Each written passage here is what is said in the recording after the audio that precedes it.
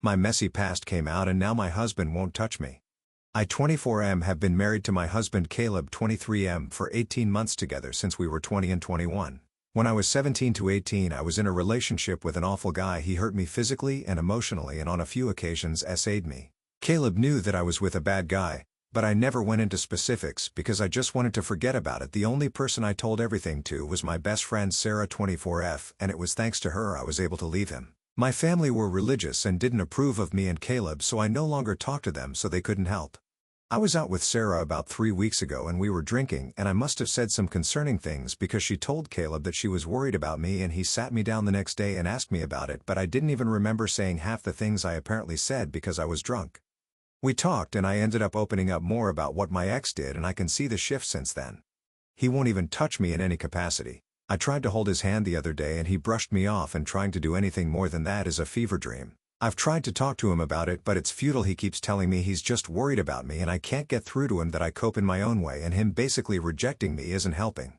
What's worse is how he has been talking to me, being ever so gentle, ever so calm, checking up on me how I'm feeling, and I hate it. I know it comes from a place of love, but it feels so belittling. I can deal with his anger, his sarcasm, open warfare, but his pity I can't deal with. I hate what it's done to us. It just feels like he doesn't see me as me anymore. It's like he looks at me and sees a victim. It's like I'm some broken animal that needs to learn to trust again. And I can't even talk to anybody about it because it would mean telling more people about my past, and Sarah is being supportive, but she doesn't fully get it. No, Cora, you could not have had my condo. 3 weeks after I broke up with my long-term boyfriend for cheating on me, his brother's girlfriend Cora messaged me. She said she wanted to check on me. I thought she was being kind. She brought her baby over and everything. Sat on my couch, told me she was here for me, that she was sorry about what happened, all that. I really believed it. Then she told me this weird story about how she cheated on her ex before she got pregnant by her current boyfriend. Just casually threw it out there. Like that was going to be comforting somehow. I don't know why she thought it was the time to say, well, I once got pregnant while I was in another relationship too. I was still crying over being cheated on. Why would I want to hear about your cheating story? Then she asked me if I thought my uncles would rent my condo to her and her boyfriend for $900. No, Cora. You could not have had my condo. My uncles were renting it to me for $900 because I'm their niece. That price wasn't on Zillow. It wasn't a public offer. It was family. Even if they did rent it to someone else, it would have been $1,300 or $1,400. That's what it was worth. You weren't asking for a place to live. You were asking for my life after it had fallen apart in front of me. I had barely even finished moving out. I was still grieving, still processing everything. And you waited just long enough to make sure I wasn't staying before asking if you could slip into my spot like nothing happened. You were never my friend. You pretended to care, but you were just waiting for the dust to settle so you could sweep in and try to collect. And the kicker? You and your boyfriend had the money for a house the whole time. You didn't want to spend it. You were living in a place with mold that was making your baby sick, not because you had to, but because you didn't want a mortgage yet. You had a $10,000 sign-on bonus as a nurse. Your boyfriend made $80,000. You had the down payment. You had the options. You just didn't want to use them. So, no, Cora. You don't get to play the struggling mama card when you were sitting on a fat stack of cash and just didn't want to spend it. You don't get to swoop into my grief pretending to be supportive just to try and take something from me. And you don't get to act surprised that I said no. You saw me hurting and thought, what can I take? I said no, and I'm never going to stop being proud of that. You're a terrible person. I have not and will not ever forgive you for it. My BF never told me had a vasectomy. We've been dating for about 3 years now. He has a son already from his previous relationship. I don't have any kids. We talked about having a family and our future together. He knows I want kids. He told me he wants another within the next year. We both agreed. Recently we haven't been so careful about me getting pregnant. We would do it when I'm ovulating for the past 4 months now. I kept wondering why I wasn't getting pregnant. I started to think something was wrong with me. I mentioned it to him before and he said no, can't be. I might be shooting blanks. I always brushed it off and said no, don't say that. We don't know that. Just recent we were talking about it again and he said it again, I'm shooting blanks, I'm telling you, and I said no, you wouldn't be unless you got a vasectomy, and then he finally said I did. And I said shut up, don't mess around like that. He said I'm not lying. We kept going back and forth and I just couldn't believe it and kept asking and asking. Until finally it snuck in and realized it. So this whole time you built this fantasy of having a family with me knowing he cannot give me that. I felt heartbroken. Sad. Devastated. Don't get me wrong. There's nothing wrong with that. That was his choice. But never telling me and not giving me the decision of deciding my future hurts. I'm in love with him, but now I don't know if I want to be with him. This hurts. I don't want to sacrifice being a mom to be with him. Edit at 10:01 p.m. I appreciate all the people giving me advice and not trashing me. I might delete this post later on. I posted for insight, not to get trashed. But to everyone else, that night I slept on the couch and left that morning and have not gone back. I caused an unalive in high school. This happened 10 years ago. It was my fault. I shouldn't have snapped. It still eats me up from the inside every single day. If I could go back and do things differently, I would in a heartbeat. 10 years ago, when I was 16 years old, this new kid started at school. I was really into Minecraft back then, and he was wearing a Minecraft t-shirt. I didn't have anyone to play with, so I approached him and tried to start a conversation. He was really hesitant and shy at first, but when I asked him about the shirt and complimented it, he lit up. We got to know each other a bit and planned to play together.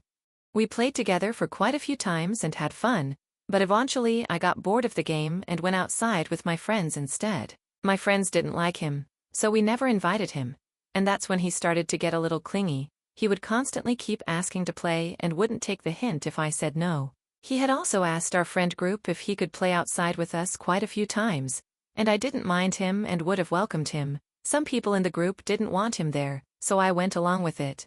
He started following me around a bit later and pestering me quite often. He would follow me around and talk about memes, YouTube videos, and Minecraft, often talking about it non-stop for up to 10 minutes without even giving me a chance to speak. This kept going on for quite a while, and the whole time, I was getting more and more irritated. Yet the more we spoke, the more I was getting irritated. I was too scared to back out of the conversation politely, which led to my irritation building up over time. Then I had one bad day, which took away a life. One day, we were at the bus station, and he approached me and started chatting. At one point, all the anger built up over time inside me exploded, and I snapped and I told him, "Just shut up. I was never your friend. We just played Minecraft together a few times. You are extremely annoying and nobody likes you." The next day, the teacher sat us down and told us that he had unalived. My entire world shattered. I instantly knew that what I said caused this and that I had caused to unalive himself. I was invited to the funeral, during which his parents spoke to me and revealed an extremely important detail about him. It turns out he was very autistic and had severe trouble making friends all his life, and he was obsessed with MC. When he met me and we played, he became really happy and wouldn't stop talking to his parents about how he finally made a good friend. They knew me as his best friend. This shattered my world. I didn't know he was autistic and considered me his only friend. I didn't realize how important our sessions playing together were for him. But that doesn't justify what I did. I should have never said that. I still can't play Minecraft after a decade. Today is the 10th anniversary of his death, and I needed to post his because it should have been me, not him. Edit. Thank you all for the kind support. Many have been suggesting therapy. While I do think it's a good idea, I don't know if it will help. I can't change the past, but I can be a better person than I was. And to those telling me this is AI, this is just how I write, think what you want, but it doesn't matter to me. Yesterday was the anniversary of his death and a lot of fucked up feelings resurfaced, and I wrote this in an emotional state. I didn't want to keep it bottled up, and I really needed some sort of way to let it out. My mom says it's inappropriate for my husband to take our daughters camping alone. I'm kind of at a loss here, so I'm hoping you all can help me out. My husband and I have been together for 15 years and married for 10, and we have 4 beautiful daughters, ages 8, 5, 3, and 1. My husband is what you'd call a guy's guy, and he's into all of the stereotypical guy things: cars, heavy metal, football, the outdoors, and all the power tools you could imagine. But here's the thing. He's never once been disappointed to have all girls. Not once. He's a great dad, super involved, patient, and loves spending time with them. I mean, he has long hair and lets them style it and put pink sparkly bows in it. They have him wrapped around their little fingers. And when people ask him if he wishes he had a son, he always says girls can do anything boys can do. Just because he has daughters doesn't mean he won't take them fishing or teach them how to use a wrench. And they love him so much, he's like the sun in their sky. So here's where I'm at. He's taking our 2 oldest girls camping in May. Just the 3 of them. They'll be camping for 2 nights at a state park, only about 45 minutes away. He's an expert camper, but we haven't been in years, and our oldest only vaguely remembers our last trip. He usually goes camping with friends a few times a year, and he's actually gone on his annual spring trip right now. It's something the girls have been begging to do. And they were so sad when he left this week, so to make them feel better he said he'd take them next month. So he decided to take them in late May. I'm staying home for a few reasons. I'm not a huge fan of camping, and we just found out I'm pregnant again, not exactly planned, so sleeping on the ground doesn't sound like fun to me right now. Plus, I'd have to find a sitter for our two youngest for 2 nights, and I'd rather not. I don't want to tell my mom that this is the big reason I'm not going. She's been judgmental each time I've announced a pregnancy other than my first one. My 8-year-old is so excited about the trip. She's been telling everyone she knows, but when she told my mom, she immediately reacted negatively. My mom basically told her it was inappropriate for her to go camping with her dad. My daughter was so upset that she cried, and I was honestly shocked. I asked my mom what the big deal was, and she said it was wrong for a man to go camping with 2 girls, that they'd be sharing a tent, and it wasn't right for them to be sleeping in the same area as him. She even said people would think he's a kidnapper or something. Now, I get that my mom can be conservative about some things, but this, it feels a little extreme, even for her. She's disgusted by the whole idea and can't believe I'm allowing it. So now I'm apparently a bad mom, and my husband is a pervert. I'm honestly fine with it. I trust him completely, and I don't think there's anything inappropriate about a dad camping with his daughters. Heck, one of our daughters sleeps between us every night, and that's totally normal. The only concern I've voiced to my husband is that he'll end up doing all the work setting up the campsite, because, let's be real, our girls aren't exactly helping with that. But now I'm starting to wonder, do other people think this is weird or inappropriate? If you saw a dad camping with 2 young girls, would you think something strange was going on? Or would you just assume he's their dad taking them on a fun trip? I'm really curious what others think. I let a boy dying of cancer fondle my chest. Many years ago when I was in high school, there was a boy who had been struggling with cancer for years. I can't exactly remember what kind of cancer, but it was terminal and it had killed another one of his relatives. He had played football throughout his childhood, but unfortunately the illness and its aggressive treatments weakened him severely, and by high school, he was more like an honorary player. He went to all the games and got to hang out with all of his friends on the team despite being mostly wheelchair-bound. I was a cheerleader through high school, and so we often spent a lot of time around the football players, whether it was on the bus ride to away games, near the field, or simply in the cafeteria getting folks excited for the games. The cheerleaders became pretty close with the guy because it felt like our duty to help make his high school experience memorable, given that many believed he wouldn't even make it to graduation. He was funny, outgoing, and even on his worst days when you could sense his pain, he would go out of his way to make everyone around him smile. As his body started failing him, but before he was fully in the wheelchair, he started asking us if we could help walk him to the cafeteria tables, since there was stairs and it was quicker than taking the ramps. I didn't hesitate even for a minute to help him. I would take his arm around my shoulder and walk him down the stairs. Then one day, instead of just grabbing onto my upper arm to support himself, he reached down lower and cupped my breast under my jacket, and I let him. Didn't say a single word and helped him find his seat, acting like nothing happened. It happened a few more times after that, and I just let him every single time. Do I regret it? Not really. Do I regret not speaking up? Nah. Sometimes I start feeling weird about it, but I honestly hope it gave him some comfort, because in the end he never did make it to graduation. My fiancé made a split-second decision that has cost me a year of my life, and I'm furious. Too long. Didn't read. My fiancé turned quickly at a blinking yellow light after I told him to wait, and we got T-boned. Everyone else walked away fine, but I ended up with multiple fractures in my spine, tailbone, and sternum, as well as 2 full breaks in my pelvis. I had to undergo surgery, wear a brace that didn't even fit, and was forced to move through unbearable pain. I've lost my independence, my ability to walk, and a year or more of progress I had worked so hard for. I'm angry, grieving the life I was building, and just trying to get through it day by day. So here's the fully story. I, 26F, my fiancé, 30M, and his son, 5Y, were out getting Chipotle on March 14th. On the way home, we reached a busy intersection with a blinking yellow light. My fiancé was driving, and I could tell he was about to go. I saw a car coming fast, and I very clearly told him to wait until the light was green. I don't know if he didn't hear me, didn't take me seriously, or just ignored me, but he kept driving forward anyway, and we got T-boned by a car going 50 miles per hour. Everyone else walked away fine, including his son, thank God, but I was crushed. I ended up with 2 full breaks in my pelvis, 2 fractures in my tailbone, fractures in my L4 and L5 vertebrae, and a fractured sternum.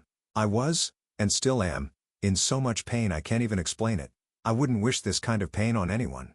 I was rushed to the ER, where everything was a complete blur, except the trauma. I started having intense flashbacks, panic attacks, and nightmares about the crash and the pain. I had to undergo surgery where 2 7-inch steel screws were inserted into my pelvis. At the hospital, they gave me a back brace that was way too big for me. The nurses and PTs even admitted they didn't measure and just guessed my size. Even when we told them it was too big, they didn't do anything about it. And despite this, they expected me to stand up and move around wearing it. That brace did nothing for support. Moving in it felt like my spine and pelvis were being ripped apart. The pain I was in trying to follow their orders to stand and walk was inhumane. All I remember from those days is pain, frustration, fear, and this overwhelming sense of helplessness. After about a week, I was transferred to a physical rehabilitation center. I didn't want to eat. I didn't want to bathe. I didn't want to move. I was so depressed and in so much pain that even thinking about shifting in bed made me cry. I had to depend on strangers for the most basic things: going to the bathroom, bathing, even feeding myself. As someone who's always been independent, it was utterly humiliating and devastating. I'm home now, but my recovery is far from over. Doctors and physical therapists all told me the same thing. You have the second worst kind of break anyone can experience. You'll need at least a year to recover, if not longer. You can't put weight on your right leg for 3 months. No bending, no twisting. And even after the 3 months, it'll be a very slow process. And that's the part that's eating me alive. Because before this, I was finally getting my life together. I was working on my health. I was eating right, doing CrossFit regularly, getting stronger and finally meeting people and socializing. I had just gone back to college. I was finally building structure into my life after being recently diagnosed with ADHD. And now, it's all on hold. I can't work out. I can't leave the house unless it's for a doctor's appointment. I can't do anything by myself. And it feels like I lost everything I was working so hard to build. And even though my fiancé has been supportive through all of this and is helping take care of me, I'm so angry at him. I told him. I warned him. I said, "Don't go. Wait." And when I asked him why he kept going, he just said, "I don't know." And that "I don't know" is now costing me an entire year of my life. Maybe more. And I'm the one who's paying for it every single day. So yeah, I just needed to get this off my chest. I feel trapped in my own body. I feel like I'm grieving the life I could have had this year. I feel angry, sad, helpless, and I'm just trying to make sense of it all. But mostly, I just want my life back. I know this is temporary. I know I'll eventually recover. But losing a year of my life, my sense of normalcy, and my peace of mind is really, really rough. If anyone has any advice on how I can work on this or maybe even share their own experiences similar to this one, I'd greatly appreciate it. Update: I honestly didn't expect my post to receive this much attention. I was just venting my thoughts and emotions in the moment as I'm still going through the stages of grief. Thank you to everyone who took the time to share their thoughts, advice, and support regarding my situation. I want to clear up a few things and provide some additional context, including my fiancé's perspective on why he didn't stop. To start, for those wondering about where the accident happened, since the rules around blinking yellow lights seem to vary depending on the state, city, and even country you're in, it took place in Texas, within the Dallas-Fort Worth area. That's all I'll share location-wise for privacy reasons. Next, a lot of people have asked whether my fiancé has shown remorse and how he's been supporting me since the accident. The answer is yes, he's been devastated. He has apologized to me multiple times, at the crash site, in the hospital, during rehab, and at home. He's also been having panic attacks himself as of lately, something that he's never experienced prior to the accident. There was one moment where he called me panicking because he couldn't find his truck keys and desperately wanted to come see me to make sure I'm doing okay. My mom had to drive over to calm him down and help. He also continued to visit me frequently in the hospital and at the rehab center, and he's been advocating for me when I had issues, such as the back brace I was given, which was clearly too large. Side note: despite multiple people from my family, fiancé, and even the PTs mentioning it, the hospital staff didn't replace it. It wasn't until I called the hospital a week later, frustrated, that they finally took action. I had to put on my Karen voice and explain that their failure to properly size the brace was actively hindering my recovery. Eventually, I got a new one in a smaller size. Fun fact: the brace only comes in 2 sizes, SM and L/XL. I'll let you guess which one they gave me. My fiancé has also been helping me understand the insurance claim process. From what we know, I may be looking at around $100,000. Additionally, at home, he's made sure I have what I need to recover. He just bought me a $300 plus bed frame that moves up and down similarly to the hospital beds I was used to because I can't move up and down as normally without feeling pain or being at risk of re-breaking something. He's also been cooking for me, and for my visiting family, helping me clean up, assisting with daily tasks, and has made it clear he doesn't expect me to lift a finger and only wants me to focus on healing. He's even told me how he's going to halt his plans on expanding his side business so that he can spend more time tending to me during my recovery. With this said, I've seen a lot of comments saying I should leave him or even sue him, calling him arrogant or careless. I can understand those reactions and thoughts. However, looking back at how everything happened, this was an honest mistake that anyone could make at any time of the day at any point of time. Was it a bad mistake? Yes, but nonetheless a simple human error at the end of the day. I'm just angry that it's happened to me, but that is something I will have to work through on my own. With the I don't know reply that he had given me a week earlier, I will admit that he may have been still experiencing shock or trauma when I had initially asked him. At the time when I had brought up the question, his mind seemed to have been drawing a blank. Now that I'm home and some time has gone by, I went ahead and asked him the same question again today. Why didn't you stop when I told you to? He told me he thought the gap between us and the oncoming car was big enough to make it. He didn't realize how close it actually was. He also said he didn't hear me say stop until it was too late, at which point, we were already hit. I told him I said it much earlier, and he admitted he just didn't hear me. In the end, he feels horrible. He's told me that every time he approaches a yellow light while driving now, he can't help but be reminded of what happened that night, and how stupid he feels for not being more cautious. I'm not excusing what happened by any means, but I do believe he's learning from it and taking accountability for everything as best as he can. I'm just the angry, bitter one that is needing to work through my emotions and grief that I'm experiencing because of the accident. That said, I've resumed individual therapy, weekly now instead of monthly, and I had my first session since the accident as of yesterday, and my fiancé and I will be attending couples counseling together. Yes, I plan on staying with him.